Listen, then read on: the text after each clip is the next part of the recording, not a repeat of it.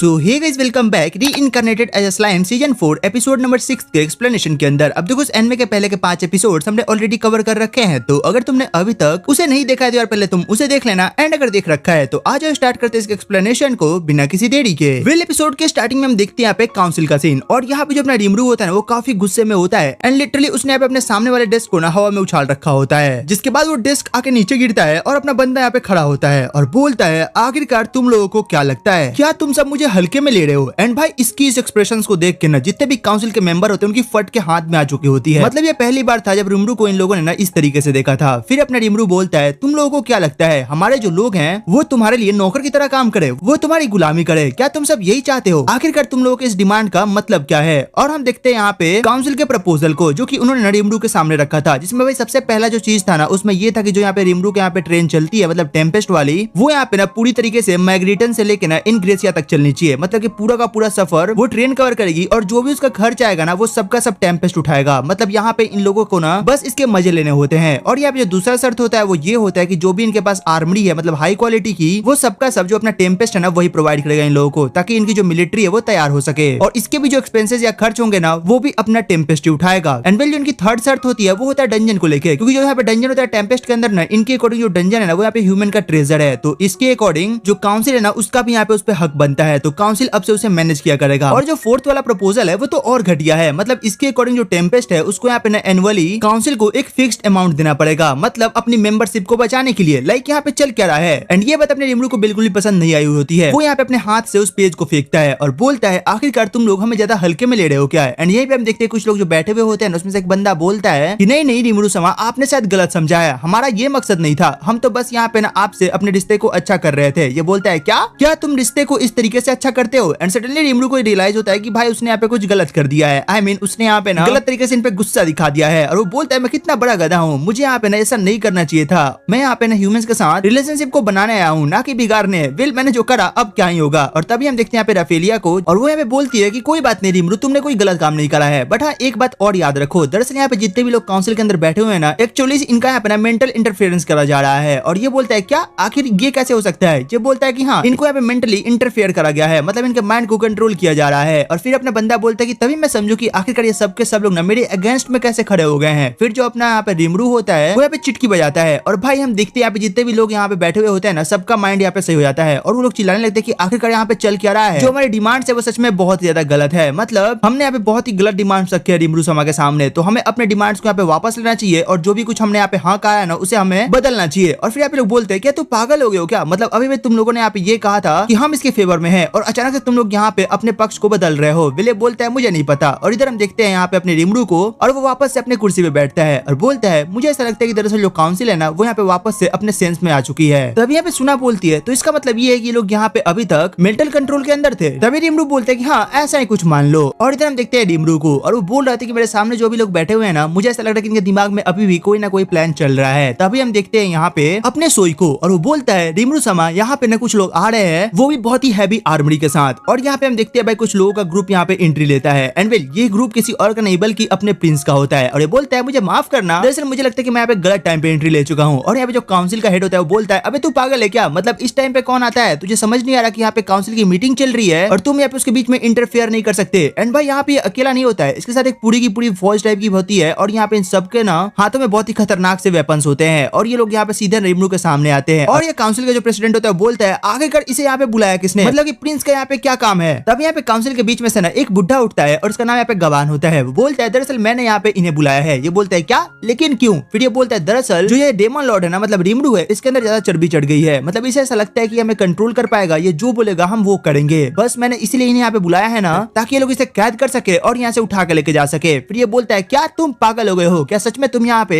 Daemon Lord को पकड़ने की बात कर रहे हो? और इधर हम देखते हैं अपने प्रिंस को, और वो बोलता है कि हाँ बिल्कुल तुम सही सुन रहे हो। एंड ये लोग अभी बात कर रहे होते हैं, और तभी यहाँ पे हिनाटा बीच में इंटरफेयर करती है और बोलती है, प्रिंस देखो तुम जो भी कर रहे हो बहुत गलत कर रहे हो, मतलब बाद में तुम्हें इसको लेके ना पछताना भी पड़ सकता है। पहले अपना प्रिंस बोलता है कि अबे तू तो शांति रहे, मैंने तुम्हें बोला था कि तुम ना मुझे यहाँ पे थोड़ा सपोर्ट करो, बट तुमने मुझे डिसपॉइंट कर दिया था, तुम तो यहाँ पे डेमन लॉर्ड की तलवे चाट रही थी, तुमने अपनी ड्यूटी को यहाँ पे छोड़ दिया था। हिनाटा बोलती है, अपनी जवान को संभाल के बात करो, मुझे पता है कि मैं यहाँ पे क्या कर रही थी और क्या नहीं कर रही थी। और इनके बीच में बहस होनी चालू होती है ना, तभी जो प्रिंस होता है वो बोलता है, अब तुम रुको, मैं तुम्हें अपनी टीम से इंट्रोड्यूस कराता हूँ। और यहाँ पे बोलता है, मेरी टीम में जो सबसे पहला बंदा है ये है गे, और ये एक बहुत ही खतरनाक सा फाइटर है और ये हमारी टीम ग्रीन फ्यूरी। और अपना यहाँ पे रिमरू बोलता है कि ओह तभी मैं समझू कि आखिरकार ये लोग मुझे जाने पहचाने क्यों लग रहे थे। एंड वेल आगे बोलता है और यही नहीं, अब बारी आती है मेरे ग्रुप के सबसे स्ट्रॉन्ग बंदे की, जो कि मेरा पर्सनल नाइट भी है और ये पूरे इंग्रेसिया का सबसे मजबूत इंसान है, मतलब सबसे स्ट्रॉन्गेस्ट इंसान है और इसका नाम यहाँ पे राइनर है। और हम सब मिलकर यहाँ पे डेमन लॉर्ड को ना डिफीट करने वाले हैं। अब तुम देखते जाओ कि यहाँ पे जो डेमन लॉर्ड है ना वो कैसे डिफीट होता है। मतलब जो डेमन लॉर्ड को घमंड है कि वहाँ पे सबसे ज्यादा स्ट्रॉन्ग है, उसका घमंड अभी खत्म हो जाएगा। मैं उसे बस थोड़ी देर के अंदर ही ना डिफीट कर दूंगा। तब यहाँ पे हिनाटा बोलती है मेरे होते हुए ऐसा कभी नहीं होगा। और ये बात कर रही होती है ना, तब यहाँ पे जो अपना राइनर होता है वो हिनाटा के पास आता है और बोलता है ओ छोड़ी तू थोड़ी शांत हो जा, मतलब तुझे क्या लगता है तू बीच में आएगी और तू बच जाएगी। अगर हमारे बीच में कोई भी आएगा ना तो हम उसे लिटरली यहाँ पे खत्म कर देंगे। और तभी यहाँ पे हम देखते हैं कि जो अपना प्रिंस होता है वो यहाँ पे काउंसिल की तरफ मुड़ता है और बोलता है देखो हम अभी यहाँ पे वोटिंग करने वाले हैं, जो यहाँ पे हमारे पक्ष में है वो हाथ उठाएगा मतलब खड़ा हो जाएगा और जो नहीं है वो बैठा रहेगा। और यहाँ पे तभी अपना रिमरू बोलता है कि अबे अगर तुझे फाइट करनी है तो सीधे कर, यहाँ पे वोटिंग की क्या जरूरत है। फिर प्रिंस बोलता है नहीं हम यहाँ पे काउंसिल के अंदर है तो हम यहाँ पे नियम के अकॉर्डिंग जाएंगे, मतलब तुमसे फाइट करने के लिए भी यहाँ पे ना हम वोटिंग का सहारा लेंगे। एंड यहाँ पे वोटिंग होती है और भाई लगभग वोटिंग जो होती है ना वो इसी पक्ष में आती है कि यहाँ पे रिमरू को डिफीट करा जाए। और फिर यहाँ पे हम देखते हैं कि जो रफेली होती है वो बोलती है कि रिमरू समा यहाँ पे फिर से इनके माइंड को कंट्रोल किया जा रहा है और फिर से अपने रिमरू इनके माइंड को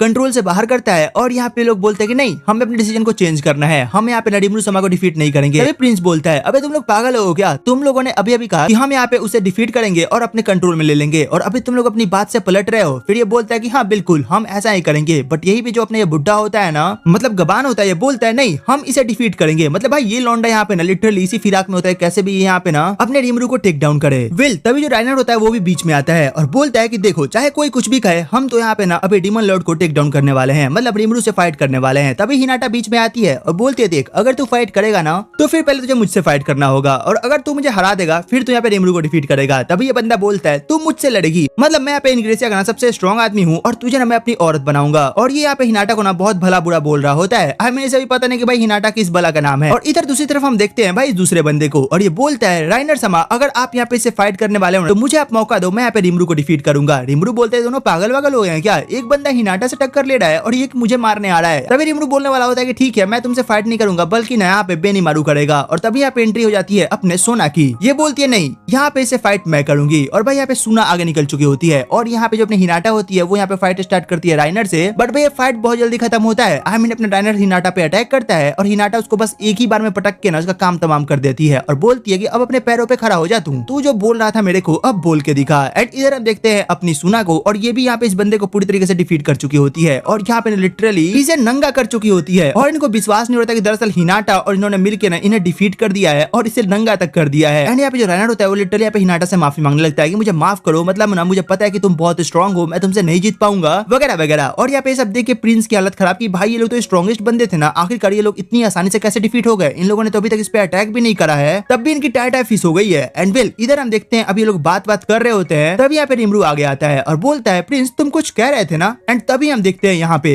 एक जो स्नाइपर होता है ना वो यहाँ पे अपने प्रिंस पे अटैक करने वाला होता है, मतलब गन से, और वहाँ पे गोली भी चला देता है। बट तभी जो अपना रिमरू होता है वो यहाँ पे ना वो अपने बैरल को एक्सपेंड करता है और भाई उसे पता लगाता है कि आखिरकार ये गोली आ कहाँ से रही है। एंड वेल जैसे वो यहाँ पे अपने प्रिंस को लगने वाली होती है रिमरू उसे पकड़ लेता है और ये चीज देख के हिनाटा सभी शॉक्ड होते हैं कि भाई यहाँ पे अभी हुआ तो हुआ क्या। एंड वेल जब उन्हें पता चला कि दरअसल यहाँ पे रिमरू ने अभी प्रिंस की जान बचाई है, हिनाटा बोलते हैं कि भाई रिमरू सच में कुछ अलग ही बंदा है, मतलब ये काम जो इसने इतनी आसानी से कर लिया है ना ये सच में इतना आसान भी नहीं था। और यहाँ पे सब लोग इसके पास आते हैं और बोलते हैं आखिरकार कोई यहाँ पे प्रिंस को क्यों मारना चाहेगा। वे लोग बोलते हैं बस इसीलिए ताकि यहाँ पे रिमरू समा का नाम खराब हो आपके सामने। और आगे ये लोग बोलते हैं आखिरकार ये छोटी सी चीज कैसे किसी को मार सकती है। और फिर अपना रिमरू बताता है कि दरअसल ये ना काफी ज्यादा खतरनाक हथियार है, बट इसे अभी भी ये समझ नहीं आ रहा होता कि आखिरकार इस दुनिया में ये गन कर तो कर क्या रही है। और ये लोग बहस कर रहे होते हैं तभी यहाँ पे एंट्री होती है यहाँ के राजा की, मतलब इस नेशन के राजा की। और वहाँ पे रिमरू के पास आकर उससे माफी मांगते हैं कि मतलब मुझे माफ कर देना मेरे बेटे ने जो भी कुछ करा उसको लेके, और हम यहाँ पे आपके साथ ना अब अच्छे रिलेशनशिप बनाने को देख रहे हैं। और इधर हम देखते हैं रिमरू को उससे हाथ वथ मिलाता है और दूसरी तरफ भाई जो बुढ़ा होता है ना, मतलब यहाँ पे गबान, इसको यहाँ पे ना सैनिक उठा के लेके चले जाते हैं। और जो प्रिंस होता है वो भी यहाँ पे अपने रिमरू से माफी मांगता है जो भी कुछ उसने करा बोला उसके लिए। और यहाँ पे फाइनली सब कुछ सेटल हो चुका होता है। एंड जो अपना टेम्पेस्ट होता है वो फाइनली अब यहाँ पे काउंसिल के अंदर आ चुका होता है। एंड इधर हम देखते हैं उसी